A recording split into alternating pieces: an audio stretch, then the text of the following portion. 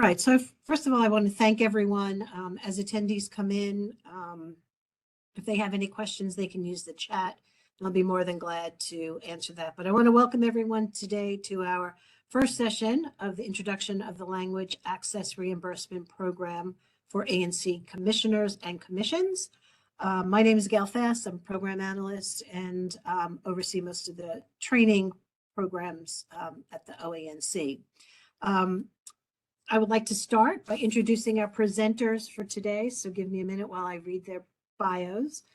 First, we have Rosa Carrillo, who is the director of the Language Access Program for the District of Columbia, housed on the Office of Human Rights. She has previously served as the Language Service Program Director at Multicultural Community Services for more than 16 years. And during her tenure as the LSP director, she developed and expanded a comprehensive curriculum for the Community Interpreter Training Program. Also today we have, and I hope I pronounced it right, and I apologize if I mess it up, Alkindi. That's right. Did I get it close? Okay. Oh, no, you got it perfect. Is the program support specialist for the Language Access Program, housed under the Office of Human Rights. He has previously worked as a language access provider and advocate, partnering with city agencies to provide quality language services to non-English and limited English proficient individuals in the district. So with that, I'm going to turn it over to them, and I am actually going to go off camera and mute only because I am at the OANC office and our phones ring all the time. So Rosa, you should, or Kindi, you should have opportunity to share your screen and start. Oh, you did, and start the presentation. Thank you, Gail, very much. And I want to start by first acknowledge the great effort that Gail Fave and Director Bays put together in this presentation in terms of getting this energy to get information to all ANC commissioners.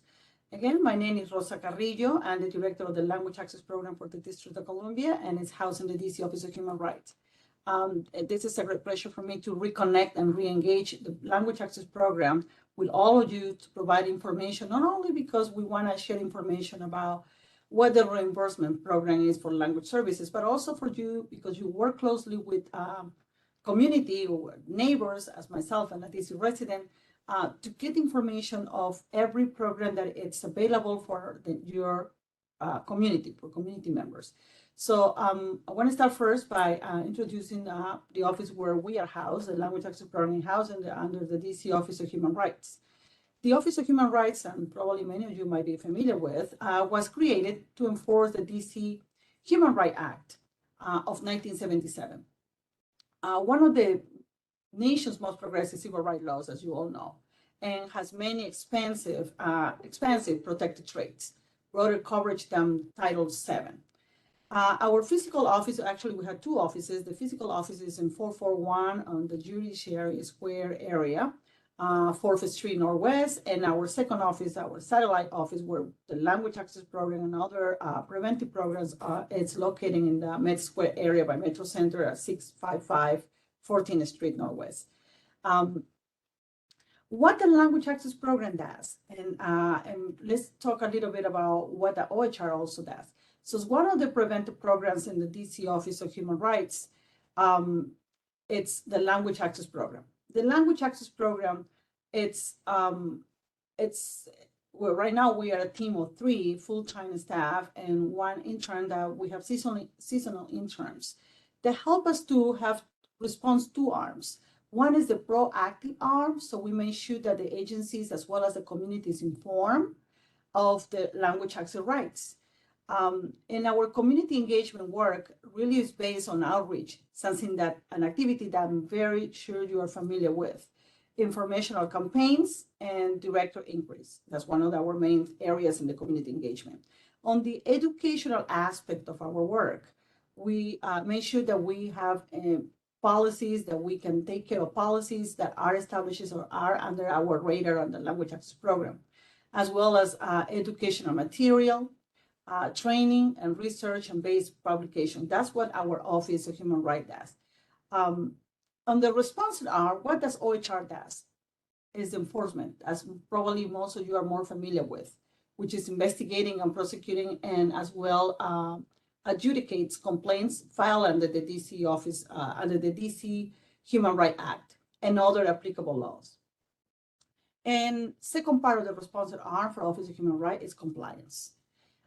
Our programs build the capacity to ensure equal access to services like language access program, public safety, healthy educational environment for youth bullying, which is the youth bullying prevention program, and many more other programs. Now, when I talk about the proactive arm of one of the areas that OHR is very focused is those 4 areas: community engagement, education, and enforcement and compliance also apply to our program, to the language access program. So it's very work together with the Office of Human Rights and any of the very preventive programs that put together the efforts to make sure that the community is informed, but also we ensure that those laws are enforced. So I want to share a little bit with you about what does OHR does. The other areas that probably you're familiar with, it's what are the main 4 areas of enforcements for OHR. We also covering any complaints that are under the educational institutions, employment, housing, and public accommodations, as well as government services. I mentioned about the protected trades. There are 23 protected trades in total, but not all of them are applied to each enforcement area. So to the areas that I mentioned: housing, public accommodation, employment, and educational institutions. So not all of those 23 protected trades are applied to each one of those enforcement areas. Each enforcement area has the same number of protected trades, which is has 14 protected trades in enforcement area. However, they may vary. Some of those protected trades may go to housing, others may go to educational institution. So, but 14 of those are applicable to the enforcement area. I think Alkindi will be sharing with you a link where you can find information about those 14 protected traits and a total of 23 protected traits. Some of them are age, color, disability, family responsibilities, gender identity, homeless status, as religious, race, political affiliations. 14 of them, as I mentioned, will go to those 4 areas of enforcement. What federal laws does OHR enforce? Title VII of the Civil Rights Act of 1964, as well as the Equal Employment Opportunity Act, the Age Discrimination in Employment Act of 1967, Title VIII of Civil Rights Act of 1968, which is the Fair Housing Act, the Pregnancy Discrimination Act of 1978, and the America with Disability Act of 1999 as amended. Those are some of the laws federal laws that OHR does work. What about the local laws? What are the local laws that OHR enforce? DC Human Rights Act of 1977, just to mention some of them. The DC Family and Medical Leave, one of the recent ones of 1990, the Parental Leave of 1994, and one of the ones that we're going to talk today, which is Language Access of 2004. More information about this particular piece on the federal laws and local laws that the Act that OHR enforce will be found in our OHR website that Alkindi will be sharing with you soon. Now let's talk a little bit about our Language Access Act in the District of Columbia. What is an overview of the language access in here? The Language Access Act passed in 2004, in April 2004. Actually, next year will be our 20-year anniversary of passage of this law. And one of the things that I did not mention in my bio is that I was working with the DC Language Access Coalition back in 2002 prior to passage of this act. So this act is very close to my work that I've been doing from the very beginning on advocacy. So I was really, it was a privilege for me to be part of this moment, of the historical moment when the act passed in 2004. And previously worked to make sure that the communities were engaged in these efforts that not only advocates, but our community members were able to testify and make sure that this act established the language access rights in the district. So the act requires that all district governments, public-facing contractors, grantees, or any funded entity by the District of Columbia make sure that they are providing services to the limited and non-English proficient communities. And access will ranges from government services while receiving translation and interpretation services. In other words, any LEP and NEP individual who approach any government agency with major public contact, non-major public contact, are entitled to receive free translation and interpretation services. Also, this law applies to funded entities. Could be nonprofits who receive grants from the District of Columbia or contractors. It also helps us to eliminate what it calls unequal access. It exists to eliminate language barriers or discrimination and help us to promote more the work of communities in the District of Columbia to be more inclusive. So not only will help us to eliminate language barriers, but also discrimination among this area of language. We're moving to the next one, Akili.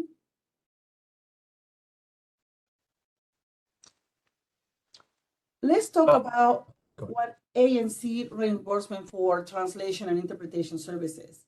So pursuant to Advisory Neighborhood Commission Omnibus Act of 2016, OHR was in charge or was mandated to provide reimbursement to advisory neighborhood commissions for translation and interpretation services for residents and commissioners who require such a service in relation to commission documents or proceedings. That's what is the Act mandates. Now, ANCs may request reimbursement for costs that has to do with providing multilingual written translation as well as verbal interpretation services. This also includes the reimbursement for services or rental equipment or purchase of assistant listening systems as well. So this is what we are mandated to do, and this is why we're talking to you today, to ensure that you have this information and you can definitely use every dollar that is assigned for providing services to your community. So there's funding, which is very important. There are many other protected trades and laws that were not funded, and therefore they're not applicable. This is one that is applicable, that you have the opportunity to provide the services and you can be reimbursed for language services. So I'm happy that this is in place and is applicable, and we can be able to help and assist you how to access these services, how to render these services, and how to promote services among your neighborhoods. Thank you, Rosa. Sure. Thank you, Akini. So as Rosa mentioned, the ANC Omnibus Act of 2016, it does recognize multilingual services and the purchase or rental of assistive listening systems as 3 services that if an ANC procures services for, if they are able to provide OHR with proof of payment, then OHR will reimburse the cost of those services. So those services are verbal interpretation for proceedings, and that includes video remote interpretation as well as in-person interpretation, and it can be simultaneous or consecutive. And we will break down the difference between simultaneous and consecutive interpretation later on. It also covers the translation of written documents. Additionally, of course, assistive listening systems. We will cover that as well further along in this presentation. Thank you. Go ahead, Rosa. Oh, sorry. I was just going to say, one of the things that we also are covering are ways to engage with your neighbors. And I believe Rosa will present this part. Yeah, thank you. One of the, and I think is right, what the Act of 2006 for the ANC Commission on Reimbursement program includes, it's providing reimbursement for services. But the best part of this is how to engage your community. So reach out to your NEP and LEP speaking neighbors. I think it's the spirit behind this act, where your neighbors can fully and engage and participate in the day-to-day and the community meetings that they have, and it has an impact in their life. This is why outreach and reaching out is essential in this process. One of the areas that we always support, it's partnership with community organizations, but also with the constituency offices in the District of Columbia. There are 3 constituency offices that we work closely, and we call the partners, and also they are included in the act, which are the Mayor's Office on Latino Affairs, the Mayor Office on African Affairs, and the Mayor Office on Asian and Pacific Islander Affairs. These 3 constituency offices are very well versed in terms of working with their communities. They know how to reach out to them. And we just posted here, one of the areas is the Mayor Office on Latino Affairs, that they maximize social media very much in terms of translated documents and information. I see in agencies that they always ask MOLA to repost any community event that a particular government agency is holding. So MOLA, it's the very good, as well as MOA, Mayor Office on African Affairs. They maximize a lot, which is Instagram. I've seen a lot about Instagram messages from those 2 constituency offices. Not sure how the other Mayor Office on Asian and Pacific Islander Affairs uses and utilize social media, but we are happy to provide that information and connect you with them. Also, another way to do it is just connect with your businesses, your community centers, your nonprofits that are in your area, that will allow you to advertise ANC meetings and any other ANC initiatives as well. So highly recommended, and I don't think I need to explain more about that, because I'm sure you has that area of expertise, which is reaching out to the community, just providing this piece, which is more working with the LEP and NEP communities. In the process of reaching out to those communities, which is the the non-limited English proficiency communities, one areas that we've been focusing is using taglines for notices or any event or flyers that you're announcing. We are using taglines. This information on taglines is essential when you don't have probably a document that it's translating entirely. So we highly recommend to use taglines so we can make sure that the people that you're trying to outreach understands that there is language assistance in the language by the specific information that you will provide. This is an example of how the tagline will look like. Maybe in the next slide, Alkindi. Yes, this is an example of how to reach out in a multilingual tagline. So this is a flyer that we use from one of the constituency offices, actually from the Mayor's Office on Pacific, I think is the Mayor's Office on Community Affairs that promote this tax clinic. As you see, it's very crowded, but there is ways when you have to print out this on the digital version that you can see the taglines in this section, right? And the blue box, where it provides information to community members that there is language assistance for them wanting to participate to this event. Now, we see in different types of taglines, but the most important piece that we need to mention in here that those taglines has to be in the native and the languages that are being promoted. Like if you are going to be promoting and talking to community who speak only Amharic, then those tagline has to be in Amharic. Just not to say, if you need interpretation in Amharic, if you say that in English, those communities won't be able to understand what it's saying. So make sure that you're using the language that you are promoting or trying to reach out the community.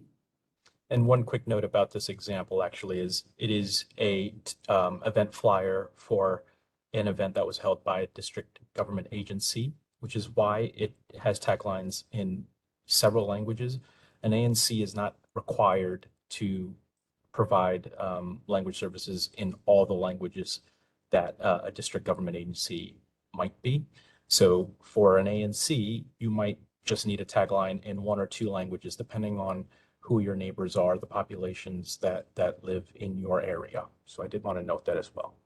Thank you, Kindi. And I should probably note that one of the main parts in the first part of the presentation is about the Language Access Act that includes government agencies. And one of the areas that we are very happy to support is working with ANC, because ANCs are now covered and as a compliance and agency for language access. So basically, ANCs are not required by the law, by the act, to provide translation and interpretation services.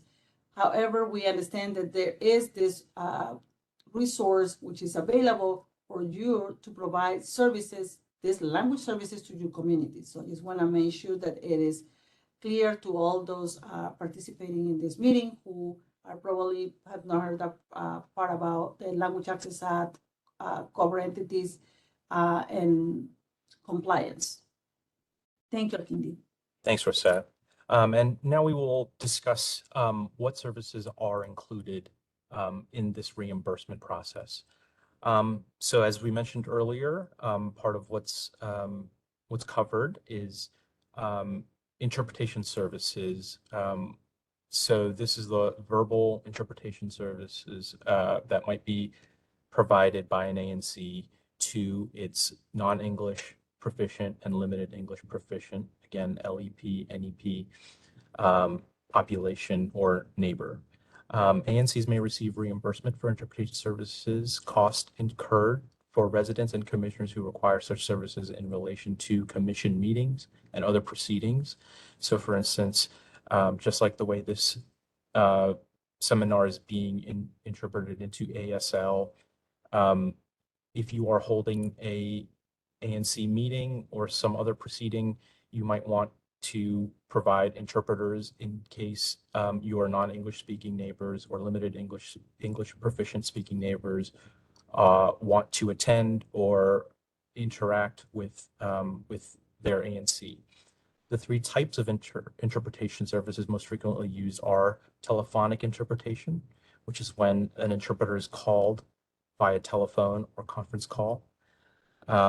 And it is usually suitable for direct communications with the LEP, NEP speaking neighbor. Another type is in-person interpretation, which is when the interpreter is physically on site for the proceeding. Probably the most common version at this point is going to be virtual remote interpretation, which is similar to what we are having right now with the ASL interpreter here in the room with us, virtually at least.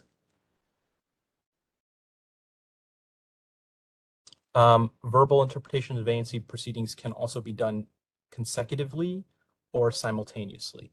And the difference between these two modes of interpretation is that for consecutive interpretation, the speakers, for instance, in this case, I would be the speaker, I would take a pause, and I would let the interpreter say what I just said in English in the other language.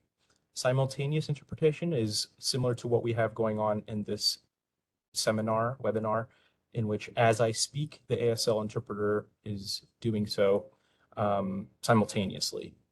With non-English interpretation, this can be done via separate channels or perhaps in earpieces for in-person simultaneous interpretation, so that the non-English speaking constituent is in the room, but they are hearing the audio of the interpreter who is transmitting the same message in real time.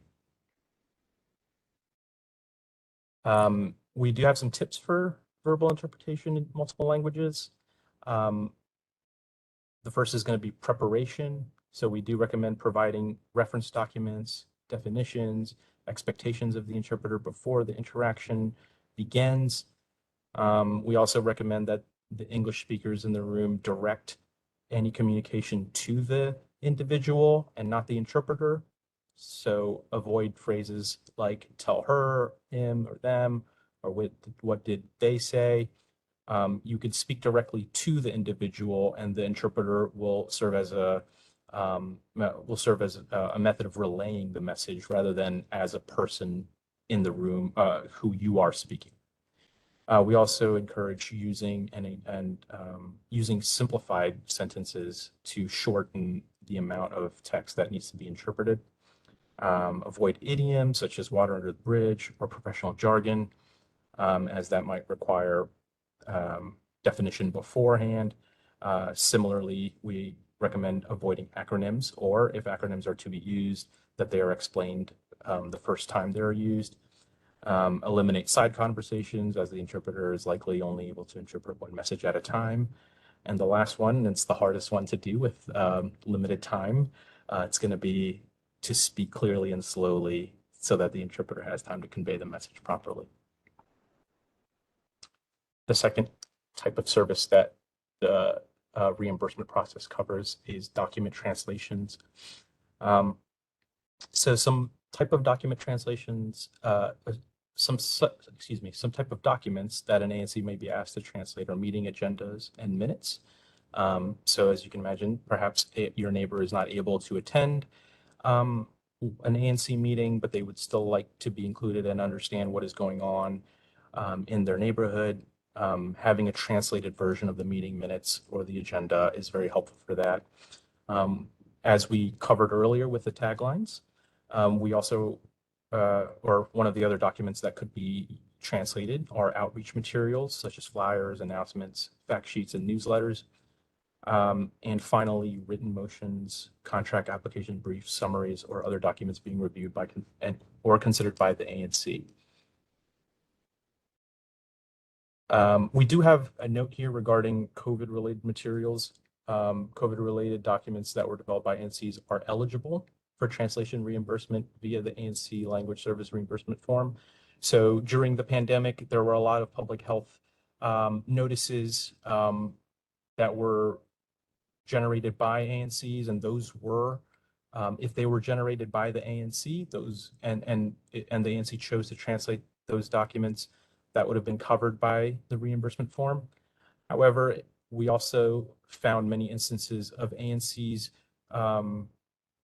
requesting or inquiring about translating public health documents that were generated by the DC government. And as we mentioned earlier, if it was generated by the DC government, then it is up to the DC government to translate. And we are trying to differentiate between who generates a document because, again, the DC government is, DC government agencies, I should clarify, are required to follow the Language Access Act and therefore provide the translation and at no cost to the ANC. So again, if the ANC generates the document, then it is up to the ANC to translate and we can reimburse for that translation.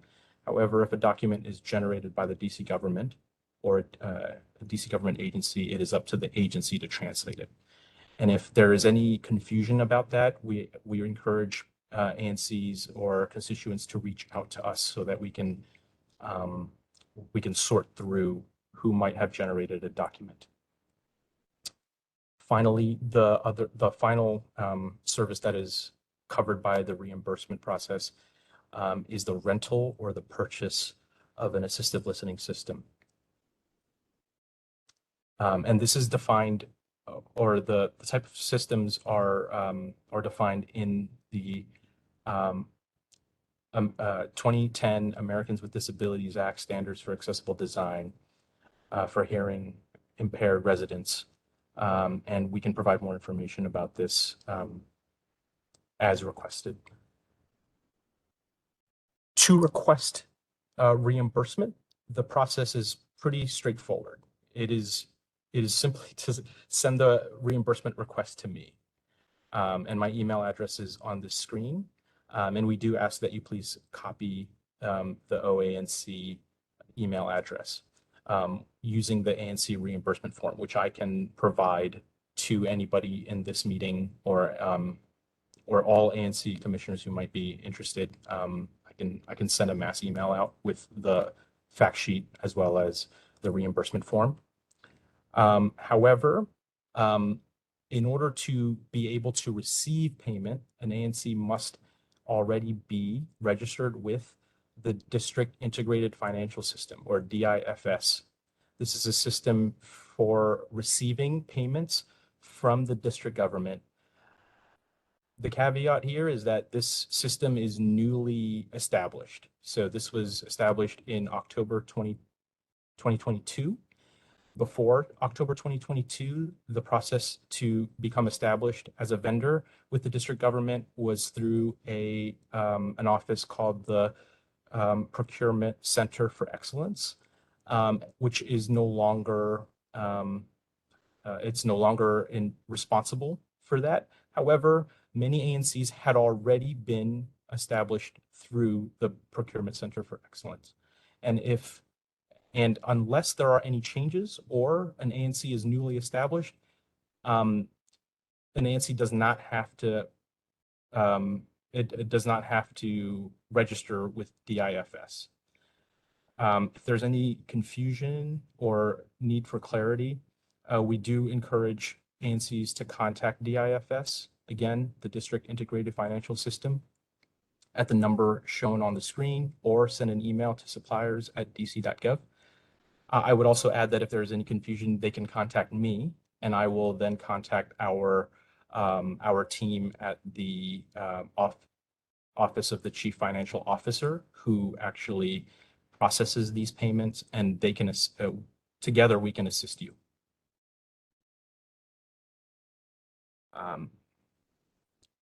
So yes, so in this step, I'm repeating what I just said about how the Procurement Center of Excellence and DIFS registration, how that works. So most ANCs should have already been established through the Procurement Center of Excellence, but if not, you can register with DIFS.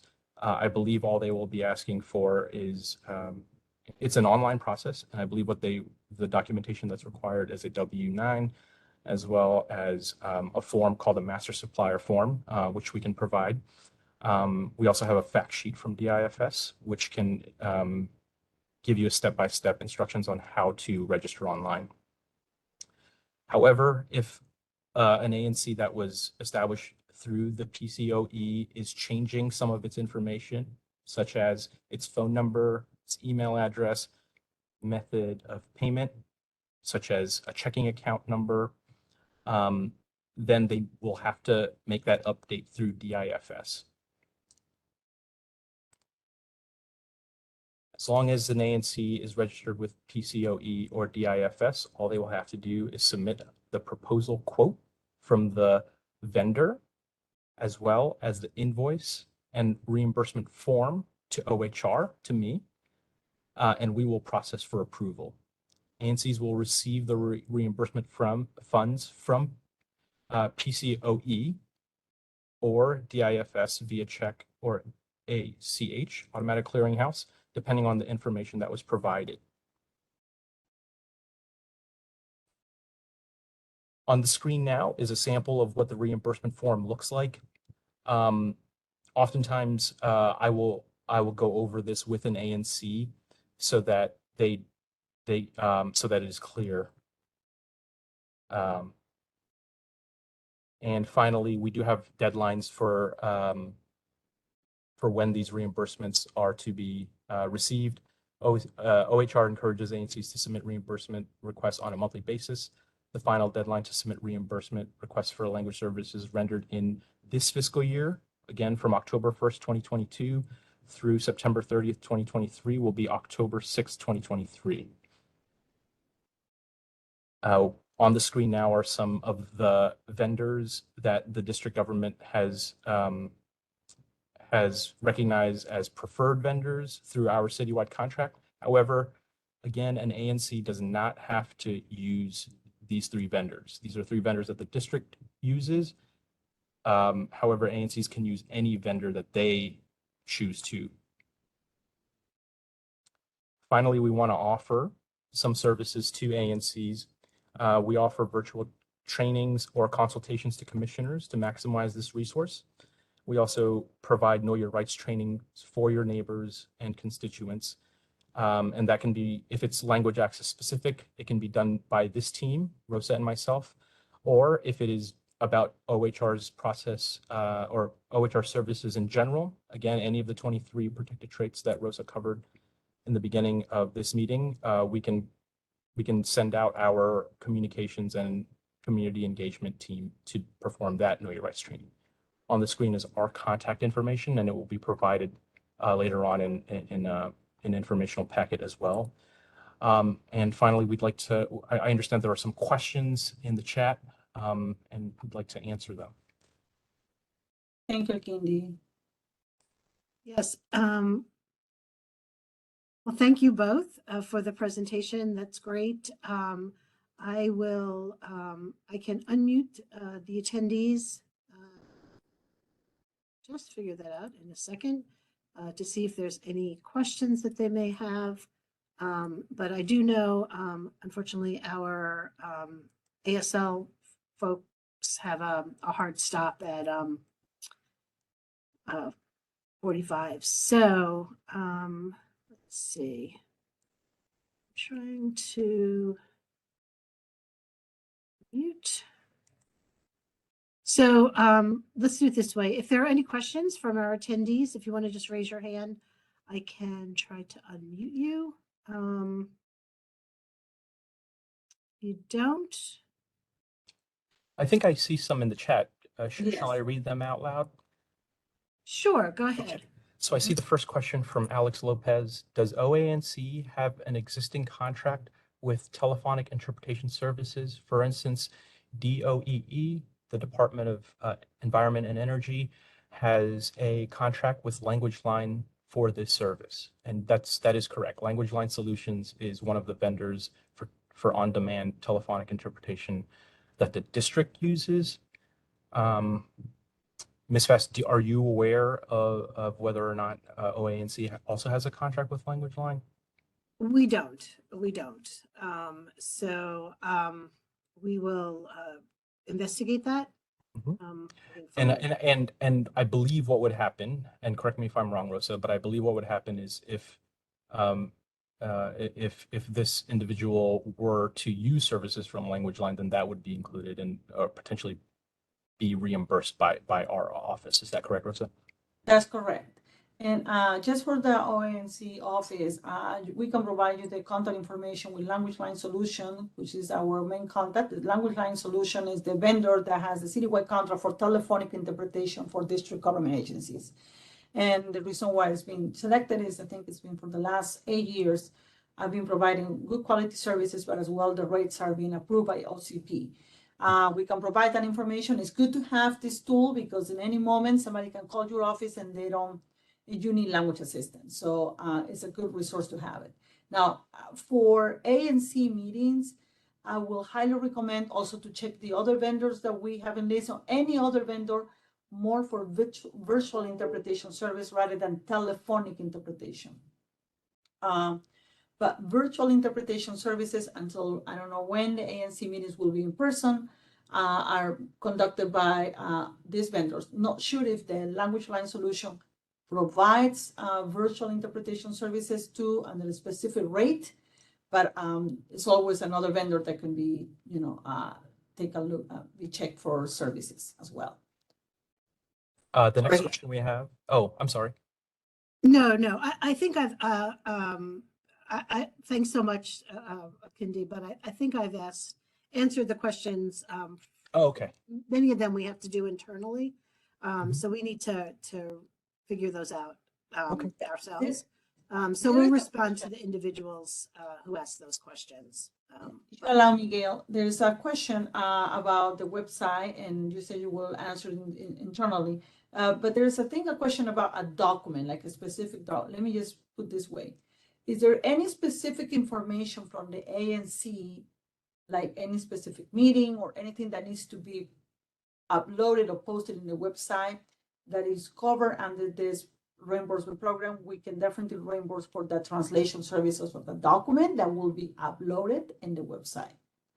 So yes. And I think the question is actually more whether it is an allowable expense under our budgeting and allotment procurement. So that I think we have to just check internal. I have to check internally. I don't handle the financial portions of our organization. So we'll get them in touch with that. But I think we need to wrap it up because we did tell folks this would be a half-hour session. So I don't want to keep folks longer than we need to. But I just want to thank you both for your time. And as I said, we will record this and get this uploaded onto our website. So thanks very much. And we'll see you again at 6 o'clock.